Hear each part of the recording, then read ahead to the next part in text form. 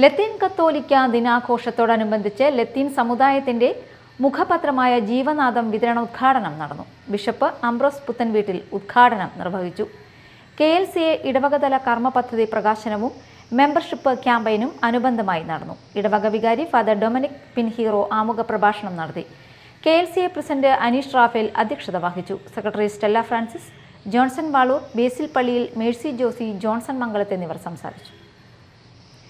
നമുക്കറിയാവുന്നതുപോലെ 2 വർഷം നമ്മൾ ഒരുമിച്ച് യാത്ര ചെയ്യുകയാണ് എന്ന് പറഞ്ഞു കഴിഞ്ഞാൽ ഞാൻ വന്നതിന് ശേഷമുള്ളത് ഒരുപാട് സന്തോഷമുണ്ട്. കോട്ടപ്പുറം ഇടവക വളരെ അഭിമാനത്തോടുകൂടിയാണ് ഞാനൊരു കോട്ടപ്പുറം ഇടവകയിൽ വന്നത്. ശക്തമായ ഏറ്റവും സ്നേഹമുള്ള ഒരു ഇടവക, അതെല്ലാവരും അത് വളരെ അനുഭവവേദ്യമാണ്.